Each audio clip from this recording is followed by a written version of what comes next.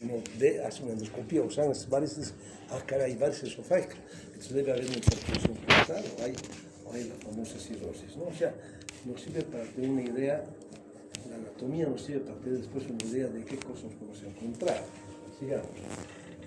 Bien, la inervación tenemos especialmente el medio vago, es parasimpático, y la cadena simpática. El vago vamos a verlo más luego en el estómago con mayor razón, porque ahí sí que tenemos un cuidado único de explicar por qué. Y el vago para nosotros es crucial para la motilidad y suele preservarse en las cirugías benignas porque inerva y produce motilidad. Si a veces lo relacionamos al vago, tenemos una cuestión realmente que no pueda funcionar y ahí se producen muchos trastornos, justamente culpa de la inervación. Continuamos. Aquí tienen ustedes el drenaje linfático, que a nosotros nos interesa especialmente. El drenaje es muy rico prácticamente, es muy complejo y tiene un flujo longitudinal y bidireccional, lo que permite metástasis a niveles distantes del tumor primario. O sea, que por culpa de tan complejo que es, a veces un tumor que sea muy pequeño en el esófago o en un lugar del mediastino, por esos ganglios puede ir a distancia se puede ir y no nos damos cuenta dónde está el tumor primario. Es lo que quiere decir. A nivel inferior, el drenaje linfático puede ir hacia ganglios gástricos izquierdos y celíacos, a este nivel. A nivel medio puede ir a ganglios mediastínicos, el mediastino, y superior hacia ganglios cervicales profundos, o sea, hacia muy profundo, y de ahí puede, lamentablemente, el flujo bidireccional del drenaje linfático permite que los tumores hagan metástasis a distancia, o sea, ganglios muy distantes. Por lo tanto, a veces no encontramos para hacer una buena estratificación y para ver el tratamiento quirúrgico, es lo que nos interesa a los cirujanos y a los oncólogos, los cirujanos oncólogos. Sigamos. Entonces, si ustedes tienen, por ejemplo, después de eso, yo quería preparar, digamos, con muchos más estudios, más pedidas, etcétera, pero me he dado cuenta que ahora solamente la clase de anatomía. Después sí hay fisiopatología, después viene todo lo demás, y algunos estudios que hay que hacer, pero esos son temas que vamos a hablar seguramente más luego, durante vaya avanzando en las clases, ¿no? Entonces, sin embargo, yo he puesto esto solamente que ustedes tengan una idea, que si no tienen una idea cómo es se puede hacer un estudio, el esofagograma, o sea, hacer un estudio contrastado del esófago, ¿no? Para ver cómo está ese esófago. Si está muy dilatado, ¿en qué podemos pensar? Por ejemplo, que hace poquito hemos operado en el hospital, la paciente en la cama, 46, que hoy día se ha dado de alta, ¿ves? Ni mis alumnos no saben de qué hemos operado. ¿En serio, ¿eh? ¿De qué hemos operado? Nada, ¿ves? Por eso estoy sufriendo con ustedes, ¿no? Porque el grupo no se ubicaba de que no leen la historia clínica. Hace una acalasia de esófago. Una acalasia de esófago. Entonces, ¿cómo se va a mostrar la acalasia de esófago? Hemos hecho un estudio contrastado y estaba dilatado, era como una bolsa que no circulaba. ¿Y a qué se debe una acalasia? ¿Ustedes saben?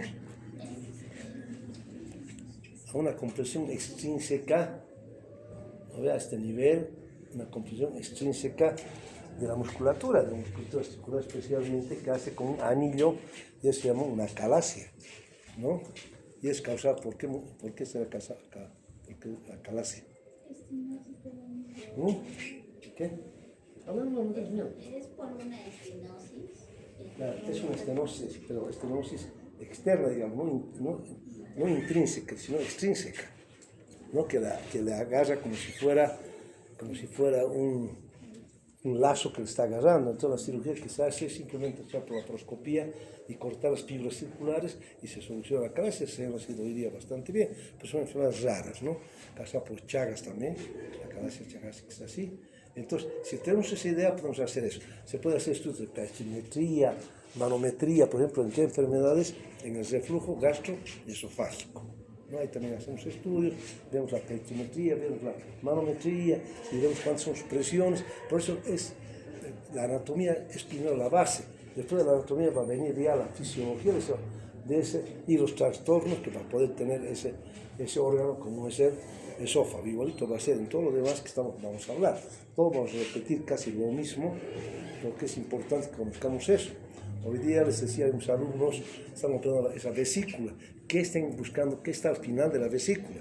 Y me les costaba achuntarle a decir algo, ¿no?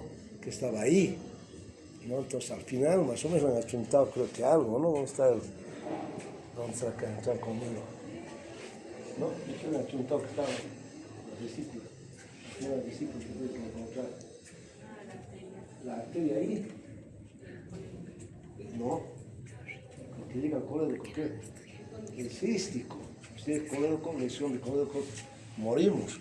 Entonces, en cualquier órgano, para que ustedes se den cuenta, no sé, en la vesícula nos interesa saber que al final está la vesícula, va a estar el fondo, el cuerpo, y está ya la parte infundibular o bolsa de Harman, y nos interesa dónde acaba.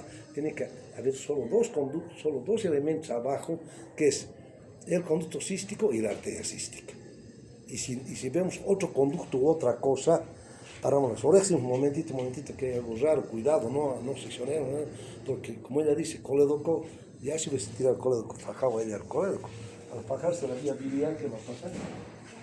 Una gran lesión iatrogénica de la vía biliar. Y está el problema, pues para el cirujano de anatomía es muy importante, a tal punto que recomienda que nunca seccionemos, cortemos nada hasta no estar seguros de la anatomía de ese lugar. Por eso también igualito hacemos en el esófago. Continuamos. En el estómago tenemos bastantes cirugías, pero muchas cosas. Entonces, ¿qué pasa con el estómago? Es fundamental para procedimientos quirúrgicos. Por ejemplo, se puede hacer una gastrectomía, una cirugía bariátrica. ¿Qué es una cirugía bariátrica? ¿Saben? Para los gorditos o gorditas, ¿no? Es una buena amputación del estómago completa, miércoles, para que no pueda engordar, que quiera tragar más, ¿no? O sea, no puede comer más. La cirugía bariátrica de moda ahora, pero discutible, ¿no? Pero es más que nada para eso. Y para el tratamiento de las úlceras, que nosotros también hacemos gastrectomía en tumores, hacemos cirugía de úlceras, hacemos también mucha cirugía, actualmente ya no hacemos tanta cirugía como antes de úlceras. ¿Por qué creen? Porque los medicamentos, hay cualquier cantidad de medicamentos, estamos descubriendo cada vez más, así que ahora ya se trata generalmente más que nada médicamente. ¿Qué se hace cuándo se opera qué se opera de las úlceras? Más o menos para que tengan ustedes algo de aporte, ¿qué se va a operar de las úlceras? ¿O cuándo se va a operar las úlceras? ¿O en qué evento se operará un estómago? Se hace una gastrectomía. ¿En qué momento creen ustedes? Cuando hay perforación, una causa. 3 causas. Después, que sangre, hemorragia. Si sangra, que sangre una úlcera, hemorragia, perforación, ¿sí? Eso van a tener como, digamos, para que uno pueda operar. O estenosis. O sea, la úlcera se hace tan repetida, se hace tan gruesa, que interrumpe el paso del jugo digestivo, o sea que ahí operamos. Entonces, para esas cosas que tenemos que conocer bastante la anatomía. Entonces, se tiene que centrar en las relaciones espaciales que tiene el estómago, su vascularización y el drenaje linfático, y la inervación, igualito que el esófago. En todo vamos a repetir lo mismo, ¿no? En todo tenemos que conocer vascularización, inervación y drenaje linfático. En todo que estudiamos ahora, van a escucharme como loro, aunque, bueno, no soy tan loro, pero más o menos, a la siguiente, entonces van a escucharme decir casi lo mismo. Entonces, nosotros, ¿cómo hacemos el estómago? El estómago se divide en 5 regiones. Nosotros tenemos el cardias, el fundus, el cuerpo, el ancho y el píloro. El píloro es el que nos va a dividir el estómago ¿de qué órgano? Del duodeno. ¿No ve? Y el píloro es como un esfínter también, o sea, es que le ayuda a regular el paso.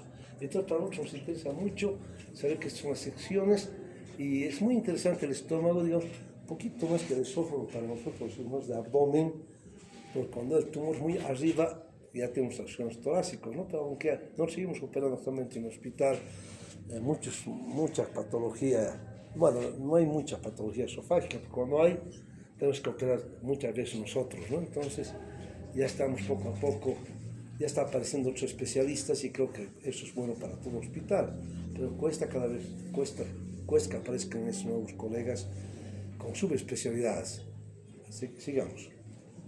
Bueno, entonces, desde el punto de vista quirúrgico, la pared cuesta de 4 capas en el estómago. La mucosa, o sea, interna, la mucosa que es la interna, con pliegues que desaparecen al distenderse. Lógicamente, que tenemos la mucosa. Después de la mucosa, tenemos la submucosa. Siempre la submucosa es una capa de tejido conectivo donde están los vasos sanguíneos y los nervios principales, la submucosa. Después de la submucosa tenemos la muscular, que aquí tiene 3 orientaciones de fibras: longitudinal, circular y oblicua. O sea, tiene 3. El estómago tiene poderosa musculatura, muy poderosa tiene el estómago. Y por último tenemos la serosa. Ya el estómago tiene que tener serosa, ya no es como el esófago que no tiene. Tiene que tener una capa externa formada por peritoneum visceral. O sea que el estómago ya tiene prácticamente todo lo que hemos dicho. Y aquí, ustedes van a ver, continúen por favor, que la irrigación, que realmente, bueno, tiene aparte el estómago sus medios de fijación. Si tenemos el estómago, aquí está la vesícula, teóricamente aquí está como levantada, tiene que estar un poquito más, el hígado se llama tapando, pero es por simplemente Netter, creo que se llama, ¿no? Este gran anatomista, y él ha hecho todo, Netter o Letter, ¿cuál es? Netter, ¿no? Netter. Eso, ya, muy bien, bueno, entonces estamos como levantando un poco el hígado para ver sus relaciones. Los medios de fijación, ¿cuál van a ser? Para movilizar este estómago tenemos que explicar sus ligamentos y los omentos o epiplones, ¿de acuerdo? ¿El epiplón qué es? Es una capa grasosa, es lo que ustedes quieren, pero que es una defensa del organismo, ¿no? Por ejemplo, cuando hay una apendicitis, el epiplón va y se fija, ¿no? Si la vesícula a donde se perfora, el epiplón es como un gran defensor del problema. Por eso se llama el plastrón. Cuando se forma un plastrón, es el epiplón que se va a pegar a algo, a ese órgano, para evitar que avance más un cuadro. Al final también no va a resultar algo de dificultad para el cirujano, más dificultad, pero muy bueno para el organismo, muy bueno. Entonces, ¿qué tenemos? El aumento mayor y el menor. El menor une la curvatura menor con el hígado, o sea, esta curvatura menor del estómago une al hígado, que está la curvatura menor, curvatura mayor, ¿no? La curvatura mayor es el aumento mayor, donde cuelga el aumento mayor o el epiplón mayor y cubre todos los intestinos como una capa, ¿no? Si hay pacientes que son flaquitos, realmente es una plaquita muy finita de grasita y son gordos a veces el epiplón es realmente muy rico, digamos, en grasa y muy irrigado, lógicamente, el epiplón. Es lo que tenemos el epiplón. Y por último tenemos el ligamento gastrofrénico, que es el ligamento que va a unir al esófago con el estómago, o sea, que va a proteger. Es el principal medio de fijación que no entonces el fundus al estómago, ¿ok? Entonces es lo que tenemos que ver más o menos en la anatomía. Sigamos, por favor. Entonces aquí ha sido seccionado el estómago para que tengamos una idea de sus relaciones que tiene con otros órganos. Entonces por atrás, ¿qué es lo que tenemos? El estómago se apoya sobre los estudios claves que deben considerarse en toda intervención quirúrgica. ¿Qué órgano es este? Páncreas, el páncreas. Hoy día hemos operado páncreas, ¿no ve? Aunque ha sido una cirugía tormentosa, horrible, todo, pero no quedaba otra, una pancreatitis, una necrosis pancreática infectada y con mucho líquido, había cualquier cantidad de líquido acá, ¿no, muchachos? ¿Se acuerdan esta mañana? Entonces, bueno, entonces, este estaba aquí, de aquí hemos sacado un pedazo, una necrosis pancreática de esta partecita, afuera, pero con mucho cuidado, porque ahí está el páncreas, tenemos al riñón izquierdo, a la glándula suprarrenal y al vaso. El vaso, hoy día lo tocábamos, lo veíamos, pero con mucho respeto, porque el vaso, si uno desgarra un poquito, comienza a sangrar y es bien difícil controlar el sangrado del vaso. Entonces, esas son sus fijaciones del estómago. Y si ustedes se dan cuenta, ahorita vamos a ver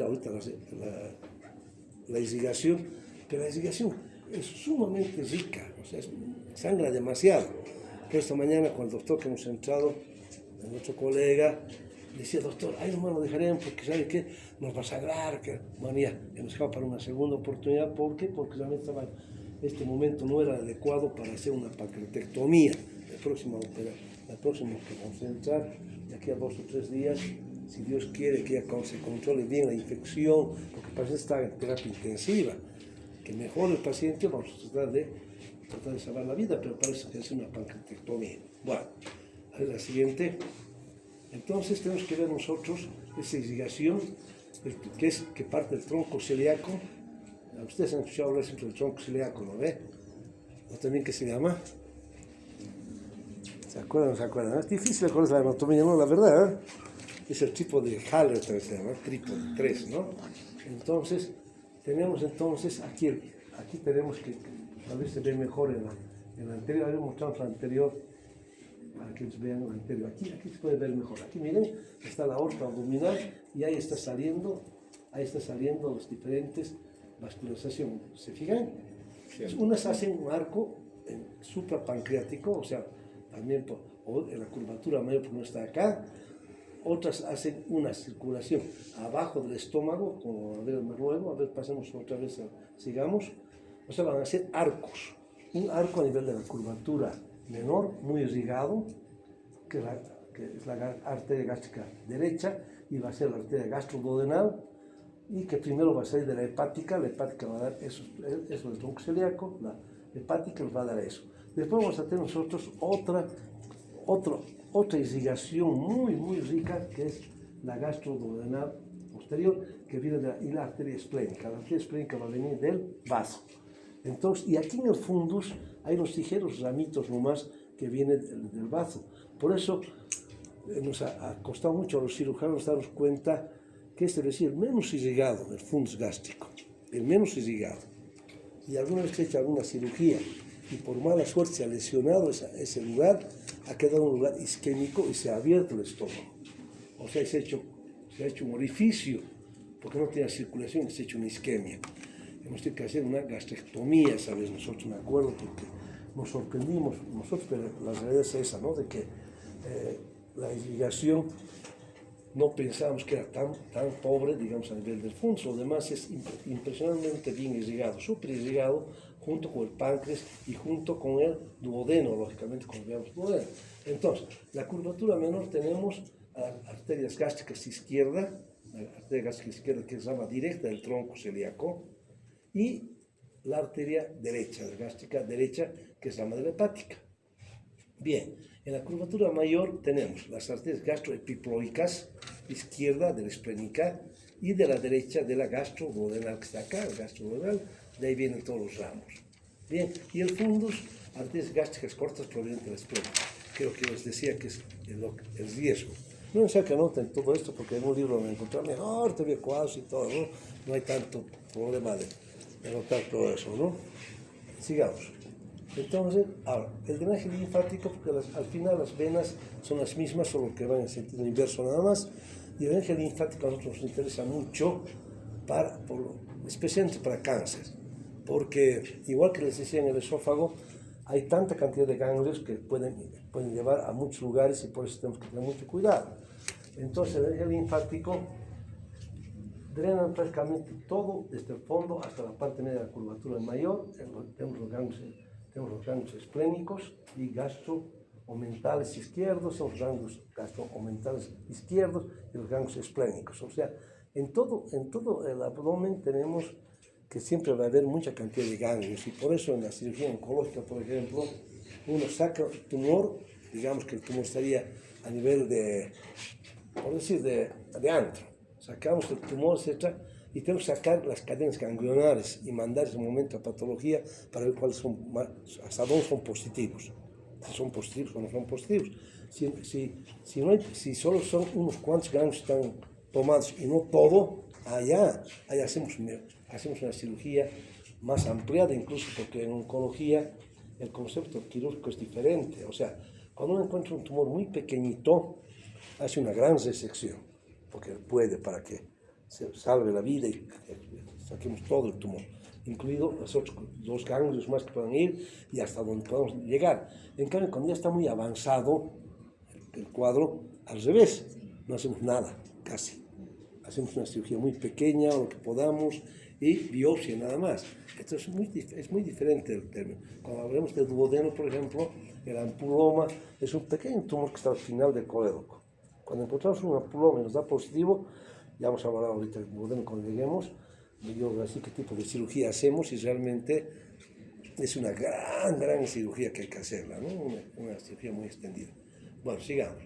Entonces, aquí tenemos toda la inervación quirúrgica. Yo les decía, vamos a hablar de la inervación en estómago más que en esófago, porque es desde arriba el nervio vago derecho y el nervio vago izquierdo.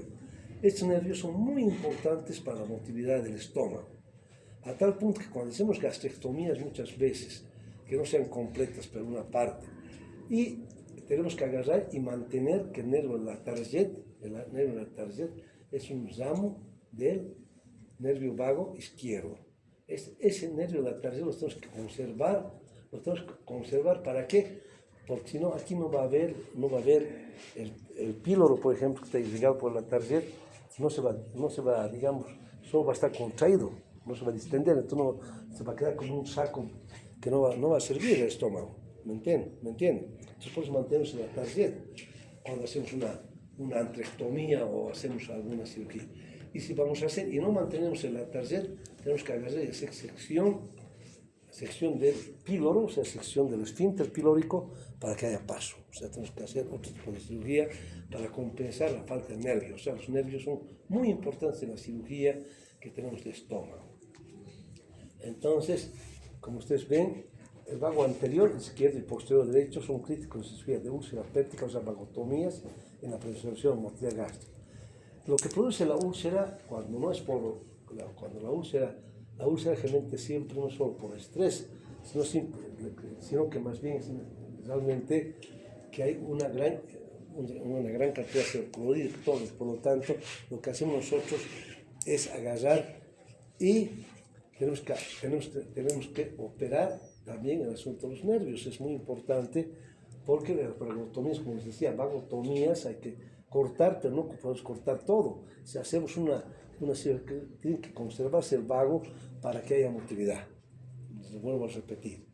El vago anterior izquierdo inerva principalmente la cara anterior del estómago y es muy importante en vagotomías selectivas troncales. Si hacemos una vagotomía troncal, por decir, hacemos una troncal, quiere decir que a este nivel tenemos que seccionar, que hay una úlcera muy grande por acá, pero en ese caso tenemos que hacer una cirugía para hacer que pase toda esta sección de los esfínteres, obligadamente. Y el vago posterior inerva la cara posterior del estómago y emite ramas del plexo celíaco. Y también es importantísimo, como vuelvo a repetir, para la motilidad gástrica. Sigamos. Bueno, aquí tienen solamente unas imágenes, ¿qué es lo que podemos hacer? Nosotros podemos hacer, por ejemplo, podemos sacar todo esto porque aquí hay un tumor o hay unas úlceras o 2 o 3 úlceras, etc., porque necesitamos operar mucho más desde acá y podemos sacar todo esto y unir la parte del estómago con el duodeno.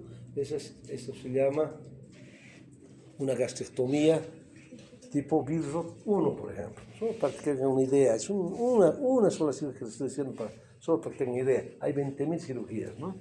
Y la Billroth 2 es, en vez de unir al duodeno, nos cerramos el duodeno a nivel de la primera porción y llevamos el yeyuno para unir al estómago. Es una Billroth 2. Cuando escucho por Billroth 1, Billroth 2 es eso que se refiere, ¿no? Para que vean, y ahí tenemos que agarrar, ya se seccionan los vagos, ya se hace una cirugía muy grande, pero para hacer este tipo de cirugías hay que ligar todas las arterias que están llegando ahí. Tenemos que conocer dónde están, tenemos que ligarlas bien, tenemos que hacer todo bien para que las cosas vayan en orden. Y hay mucho tipo de cirugías en estómago, lógicamente, ¿no? Pero, solo es para que ustedes tengan una idea. Al final, tanto hablar yo, y por lo menos algo de cirugía les tengo que decir para que engranemos, ¿no? Ahora, este tipo de cirugía, por ejemplo, si aquí está, seguramente que vamos a tener que respetar, ¿qué pasará por acá? Que vendrá aquí hasta la segunda porción del duodeno. El colédoco, muy bien, la vía biliar. Entonces, cuando hacemos este tipo de cirugías, no podemos llevarnos nada de esta partecita donde está el hepático, colédoco, ¿no? Tenemos que tener mucho cuidado con esos órganos, ¿no? Entonces, para esto tenemos que conocer la anatomía quirúrgica cuando estamos en el abdomen. La siguiente. Ahora nos vamos al intestino delgado. Vamos. Lo mismo otra vez, a ver, en el laboratorio estamos bien, bien, sí, sí. No se preocupe, vaya a comer, tomar, no, comer nomás, tomar refresco, pero no es viernes además, o sea que por ahí vamos tranquilos. Entonces, el intestino delgado es un tubo sinuoso de aproximadamente 6 a 7 metros de largo, todo esto, es el intestino delgado, que conecta el estómago con el intestino grueso, ¿lo ves? Estómago, duodeno, yeyuno, ilio y colon, ¿no? Ya sería ciego y después colon ascendente, transverso y descendente. Punto. Es todo el intestino que tenemos, ¿no? Entonces, dentro del delgado tenemos las divisiones anatómicas, que tenemos el duodeno primero, que es la primera parte en forma de C, ya vamos a ver ahorita, en forma de C, y es fija. Esto es muy importante. El duodeno recibe la bilis y las enzimas pancreáticas para descomponer las grasas y las proteínas, ¿no? Entonces, la bilis va a recibir del hígado y las enzimas pancreáticas, como dice el nombre del páncreas, a través del conductor del virus, ¿no? Y punto. Entonces va a haber cardumen. Por eso es tan importante el duodeno, que ahorita vamos a tratar de verlo un poquito más. Y allí la parte media, es por ser muy móvil y tiene un diámetro mucho mayor que el ilio. Este es para la absorción de los nutrientes. El yeyuno está muy rico en vellosidades, como vas a ver más a continuación, y el ilio es la sección final que se conecta con el colon a través de la unión iliocecal. Se ha demostrado que absorbe mucha vitamina B2 y las sales biliares, o sea, no está a puro fósforo, además el hilo terminal es muy importante conservarlo. Además hay un esfínter ahí que es muy importante, la válvula iliocecal prácticamente, que para nosotros es muy importante tratar de conservar. Sigamos, ¿eh? Bueno, entonces, igualito que en todo, tenemos las capas que hay del intestino delgado, o las paredes, si pueden llamar ustedes, ¿no? Que es una estructura compleja y optimizada para la digestión y absorción. Es lógico. Se compone de 4 capas concéntricas, cada una con funciones especializadas. La mucosa, de la capa más interna, y es responsable de la absorción y secreción. La submucosa siempre va a contener vasos sanguíneos, linfáticos y nervios en todo lado y que soporta la mucosa. Y por último, la muscular en el intestino está formada por capas de músculo liso, para tener peristálticos, solo son fibras de liso y tiene que haber la peristalsis, ¿no? Cuando entramos a alguna cirugía, bueno, ustedes también procuren entrar con cualquier cirugía de abdomen, se ve cómo es la peristalsis del intestino, realmente es algo es increíble cómo funciona sin que nosotros nos demos mucha cuenta, ¿no? Y la serosa al final es el tejido que es el que recubre y es el que protege, el tejido conectivo protector. Sigamos. Bueno, entonces la anatomía quirúrgica del duodeno. Está bien, dale nomás. Ahí. La anatomía quirúrgica es fundamental debido a su posición central, su estrecha relación con el complejo bilio-pancreático y su condición mayormente retroperitoneal. Yo esta mañana les preguntaba a los alumnos dónde está el páncreas, dónde está el duodeno, bueno, para que más o menos se ubique. El duodeno mide aproximadamente 25 centímetros, ¿ya? Y se divide en 4 segmentos. Ahora sí vamos a repasar bien el duodeno. Ahora continuamos a ver. El primer segmento sería el superior, el D1. Es la única porción intraperitoneal, de apenas 2.5 centímetros. Se conecta al hígado por ligamento hepatoduodenal, y que contiene la tríada portal. Y después de eso tenemos, ese es el primero, después tenemos la porción descendente, que es el duodeno, la segunda porción del duodeno, que es descendente, que es fundamental. Esta sí que es fundamental, ¿por qué? Porque ahí desembocan el colédoco y el pancreático principal, que es el virus, en la papila mayor, que también se conoce como ampolla de Vater, ¿no? Entonces, acá nosotros tenemos que tener un cuidado único cuando estamos operando esto. Cuando hay una úlcera que nos tenemos un poco ya que se ha pasado a duodeno y no estamos pudiendo solucionar el problema, muchas veces tenemos que cerrar más abajo y secar algo, cuidando mucho de no tocar a la vía biliar principal. Y muchas otras cirugías, un tumor o algo, nos complica bastante. Si queremos nosotros sacar esta porción que tiene alguna ya sea por un tumor o por sacar esto, como el ampuloma que les decía. El ampuloma es un tumorcito que está al final del colédoco, aquí en la segunda porción. Para hacer eso, ¿cuál es el gran problema que tenemos? Que ahí está la desembocadura justamente la desembocadura del conducto colédoco y el conducto virus. Por lo tanto, hay que llevarlos todo. Hay que llevar la cabeza del páncreas, también está aquí. Hay que seccionar la cabeza del páncreas, hay que seccionar el duodeno. ¿Y qué hacemos? El hepático se lo secciona también aquí. O sea que es una cirugía inmensamente grande que se llama la cirugía de Whipple. La duodenopancreatectomía es la duodenopancreatectomía. ¿De acuerdo? O sea, eso es lo que se llama como es la famosa cirugía de Whipple. Y es bien difícil, ¿no? Porque hay que respetar los vasos, y hay que llevar un asa en Jederuck, se llama una asa intestinal que nos fabriquemos, para que la asa se una al hepático, la otra asa se una al páncreas, la otra asa se una al estómago, la otra asa, o sea, imagínense la cirugía tan compleja que tenemos ahí. Ahora, si solo queremos, hay una perforación del duodeno y queremos solamente ver bien adelante y atrás, hay que hacer la famosa manera de coger, que hay que decorar todo el peritoneo parietal para poder movilizar todito el bloque duodeno pancreático y poder hacer una cirugía. Entonces tenemos esas cosas para que ustedes se den cuenta que hay maniobras, hay todo, pero en base a la anatomía, por dónde ingresar. Cuando ingresamos por el decolamiento del peritoneo parietal posterior, no sangra, no pasa nada. Es una maniobra que justo solamente seccionamos ahí, porque justamente ahí no hay ningún vasos, nada. Está muy al lado derecho, podemos entrar y con eso tenemos la posibilidad de manejarnos muy bien para ver si hay un tumor en la cabeza del páncreas o a nivel del duodeno en la parte posterior. Sigamos. Después tenemos el horizontal, o sea, si hemos pasado de primera porción, segunda porción, la tercera porción es horizontal. Entonces, cruza la línea media, acá, frente a la aorta ilíaca, y lógicamente es cruzada anteriormente por la raíz del mesenterio. Aquí ya cuando veamos el mesenterio, la raíz del mesenterio va a cruzar acá y los vasos mesentéricos superiores. Lo que puede, incluso en estos casos, a veces abraza, digamos, al duodeno, y hay una enfermedad un poquito rara, alguna vez que es la arteria mesentérica superior, que le comprime al duodeno. Entonces, es algo muy raro, una anomalía, pero puede suceder. Solo para que tengan una idea qué puede pasar con este duodeno horizontal, el D3 y el D4, o sea, la porción, sería la cuarta porción del duodeno que termina en el ángulo de Treitz, o sea, arriba donde está el vaso, cerca del vaso, ahí es donde termina el ángulo de Treitz, que es la flexura duodeno-yeyunar, o sea, de ahí ya, por debajo del ángulo de Treitz se llama Y1 y por otro lado es el duodeno, ¿sí? Duodeno y Y1, ok. Este punto está fijado por un músculo superior del duodeno, que es el ligamento de Treitz justamente, que se llama, y para diferenciar, incluso de ahí se diferencia en las digestivas altas de bajas, ¿no? Alta es cuando está por delante del Treitz o anterior al Treitz, y posterior al Treitz sería hemorragia digestiva baja.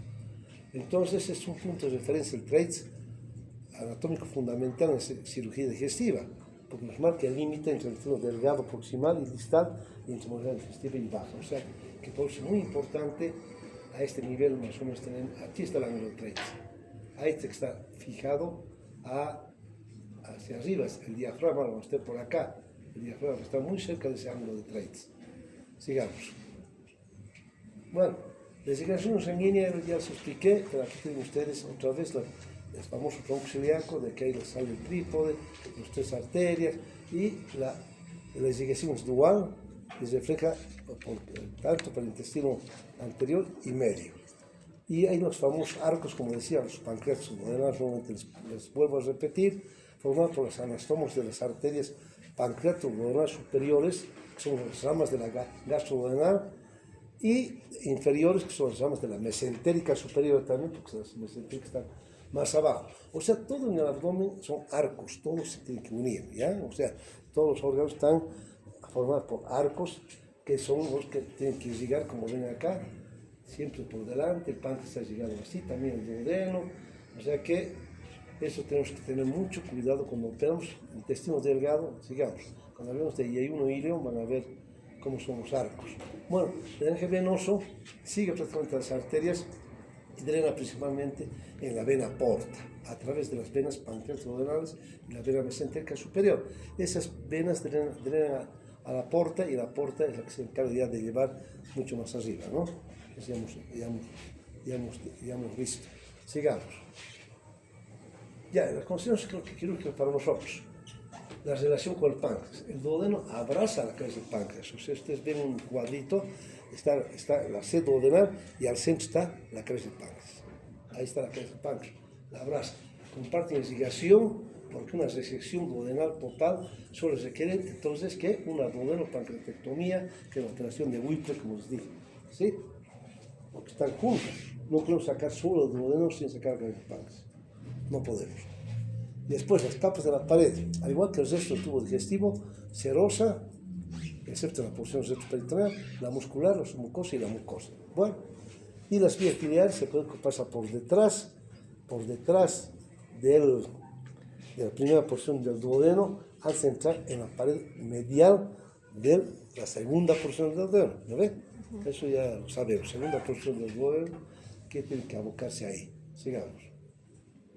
Bueno. Y por último está la teoría quirúrgica del ilium. Aunque ustedes no crean, a mí no me gusta mucho esta clase, me gustó preparar todo fuera de broma. Y ahora, por las dudas, ya no va a haber escuderías, porque lamentablemente este es bonito. Entonces, lo que todo me tocó de los años pasados, el doctor Inchausti, ya no va a servir. Por las dudas, porque ya va a dar otras cosas, o sea, ya no va a dar solo fisuras, colon, yo voy a dar a entender que de hemorroidal disquea, así que cambia las cosas, porque yo voy a hacer nuevo tipo de presentación. Esta es la primera presentación que estoy haciendo de este tema. Antes daba, creo que el doctor Silva, así que revisen al doctor Silva que dice lo mío. Capaz que estemos por ahí, pero con un enfoque un poco diferente. A ver, dale, por favor. Bueno, aquí tienen, ya recordar nuevamente, el duodeno, que el duodeno viene, después viene hasta la nube de Treitz. Aquí está, ¿qué es esto? Este aquí afuera. Colon, el marco colónico, ¿no ves? O sea, todo el intestino, yeyuno, ilium, hasta llegar al ilium terminal y a la válvula ileocecal. Entonces, ya conocemos todos. Entonces, esto se centra, del yeyuno ilium se centra en su condición de porción móvil del intestino delgado. Todo es móvil. Desde la flexura del duodeno yeyuno, hasta la válvula ileocecal. ¿De acuerdo? Longitud de 6 metros, hemos dicho.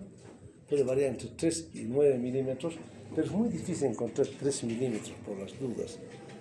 Casi nunca, yo diría siempre que son por encima de 5 metros, no 3. Es fundamental, entonces hay que hacer resecciones, derivaciones, o sea, se puede hacer 20.000 tipos de cirugías acá, de resecciones. Cuando hay una trombosis mesentérica, por ejemplo, la trombosis mesentérica por ejemplo, es una tragedia, porque dependiendo del lugar, actualmente en el COVID se apareció mucha trombosis mesentérica, porque lógicamente el COVID producía ese daño, producía trombosis, y especialmente en los pacientes del alto. Eran pacientes típicos para trombosis. Los gordos micreros ya estaban jodidos, ¿no? O sea, gordos panzones, negritos, una trombosis, y cuando entrábamos ya no había una porción sana. Y cuando logramos que tenían sana, podíamos hacer algo. O sea que hemos tenido mucha mortalidad durante el COVID, culpa de la trombosis mesentérica, que es porque hay una trombosis de las arterias mesentéricas, ¿no? Lógicamente ya sea la superior o la inferior. Pero bueno, sigamos. Entonces, las diferencias entre el yeyuno y el ilium, ¿cuáles serían las diferencias? Entonces, para nosotros, ¿no? Las características. La localización del yeyuno es el cuadrante superior izquierdo. El cambio del ilium es el cuadrante inferior derecho y la pelvis. El calibre es mayor diámetro del yeyuno y la pelvis más gruesa, y del ilium es menos diámetro y pelvis más delgada. La localización es roja intenso, mayor perfusión del yeyuno. En cambio del ilium es un rosado pálido porque tiene menos perfusión. Las arcadas vasculares son pocas en el yeyuno, no son tantas, son mucho más largas, son vasos rectos. En cambio del ilium son numerosísimas, mucho más numerosas, y los vasos son cortos. La grasa mesentérica es menor en el ayuno y presenta lugares más translúcidos. En cambio, en el ilion es mucho mayor. La grasa suele abrazar prácticamente al asa, o sea, es más cantidad de piplón a nivel del ilion. Por eso, a nivel del apéndice, hay más plastrón, digamos. En cambio, la vesícula, por ejemplo, no se va a plastrar mucho. No va mucho, porque esa porción es más de ayuno. Y el tejido linfóide es escaso en el ayuno y las placas de Peyer son más prominentes en el ilion. Bueno, continuamos. Bueno, ahí tienen ustedes el mesenterio y su raíz, ¿no? O sea, decimos el mesenterio es un repliegue peritoneal posterior que fija las asas a la pared posterior y contiene los vasos y los nervios, o sea, les fija. Ahí está como un ejemplo nomás. Lógicamente no es así en la vida, no es así, digamos, como se vería realmente, pero tiene que ser para que ustedes entiendan nada más. Entonces la raíz del mesenterio mide aproximadamente 15 centímetros de largo, no mide más. Se extiende oblicuamente desde el lado izquierdo de la vértebra L2 hasta la articulación sacroiliaca derecha. El contenido del mesenterio, que es la arteria y la vena mesentérica superior, fundamental. Arteria y vena mesentérica superior, los ganglios linfáticos, los plexos nerviosos y la grasa. Pero esto es lo más importante, la arteria y la vena mesentérica. De ahí va la irrigación entonces para todo el intestino delgado prácticamente, para el ayuno y para el hilo. ¿Vamos? Sí. Bueno, entonces, toda la irrigación proviene de la arteria mesentérica superior, del ayuno y del hilo, porque la mesentérica inferior, ¿a qué va a irrigar? Eso, si ya no está integrando el delgado, al grueso, ¿no? Por descarte, ¿no? Mira, entonces la arteria mesentérica superior emite de 15 a 18 ramas y ayunales e iliales que forman las arcadas en el mesenterio. La rama terminal suele ser el tronco, como se llama ilio biseco apendículo cólico, bien largo el asunto, ¿verdad? Y de ese tronco que sale la arteria apendicular al final, ¿no? Del ilio cólico. Las venas y el drenaje igual, un patrón paralelo a las arterias, pero el sentido inverso nada más hacia la vena mesentérica superior, que luego se une a la vena esplénica para formar la vena porta. La unión de la vena mesentérica superior con la esplénica, mesentérica superior y esplénica, es la vena porta. ¿Ok? Y los linfáticos, ya lo hemos explicado 20.000 veces, igual acá, hay mucha cantidad de ganglios linfáticos, los ganglios mesentéricos superiores, y que pueden llegar cerca de la vena mesentérica superior. Y la inervación proviene del plexo mesentérico superior. La inervación simpática de los nervios esplánicos mayores y menores, mientras que la parasimpática proviene del nervio vago. Aquí también el nervio vago siempre es una inervación parasimpática. Sigamos. Y ya estamos por acabar, muchachos, no se preocupen. Esto queremos mostrar solamente las arcadas. Así son las arcadas, ¿no ven? Entonces, hacen arcadas por todo. Aquí está la mesentérica superior y aquí está la mesentérica inferior. ¿De acuerdo? Para que se den cuenta cómo están las arcadas. Entonces, si yo quiero hacer una resección, aquí no está el intestino delgado, digamos. Pero aquí, supongamos que aquí está el intestino delgado. Tengo que hacer una resección. Está con bastantes vasos. Si me bajo mucho y me meto aquí y lesiono esto, se va a necrosar todita esa parte del intestino delgado. Todito el intestino delgado que está irrigado por esa rama. Entonces nos pegamos muy bien al intestino delgado para solo seccionar los vasitos que irrigan al lugarcito que vamos a cortar. ¿Me entienden? Y no muy abajo. Cuando vemos abajo, y lo vemos las arcadas, vemos hacia atrás, por aquí podemos entrar, esto levante, pero esto deja, porque está irrigando, cuidado que nos quedemos sin irrigación acá, y vamos a seguir trabajando así los cirujanos. Y entonces cuando sacamos esa porción que vamos a secar, sale negra, porque ya hemos seccionado su vascular, y esto queda rojito, y esto rojito para unir, para hacer una anastomosis. Si no está rojito y no está bien vascularizado, no mentir, hay que ir un poco más allá o ver qué está pasando con esta técnica, ¿no? Entonces, por eso es que el cirujano tiene que tener mucho cuidado de no hacer las cirugías de intestino delgado. Tiene que cuidar mucho la vascularización, demasiado, para tener un buen... Igualito es en colon, pero bueno, es otra clase esa, ¿no? Bueno, sigamos. Eso es para que vean las arcadas. Y por último vamos a ver que el hilo terminal, los últimos 30 centímetros, tienen gran importancia clínica para la absorción de vitamina B12 y sales biliares que les dije. Entonces no es que está es importante para nosotros mantener este ilion terminal. A veces no lo podemos hacer, lamentablemente, pero si podemos lograrlo, lo hacemos, ¿no? Después la válvula ileocecal, que actúa como barrera para evitar el reflujo del contenido colónico hacia el intestino delgado. Y el ángulo 3 está mucho más arriba. Aquí nosotros cuando operamos apéndice, que lo que más se opera, tenemos mucho cuidado de que el ilion se mantenga bien irrigado, todo, pero a veces cuando se necrosa mucho la base del apéndice y corre mucho riesgo y hay necrosis tal vez del ciego por una apéndice retrocecal perforada que invade, a veces se cae en bloque, incluido el ilio más y el ciego más. Y tenemos que unir el ilio terminal al colon ascendente o al colon transverso. O sea, depende de la patología que nos encontremos, ¿no? Y ya no es lo mismo, nunca, si podemos conservar es mejor. Y el ángulo 3 es punto de referencia anatómica, como les dije, para dividir las hemorragias digestivas en altas y en bajas. A ver, unita más, creo que la última para que se alegren un poco. Bueno, traigo los tipos de anastomos que podríamos hacer. Cualquier tipo de anastomos que podemos hacer, esta que es la más común, secamos y unimos en su lugar.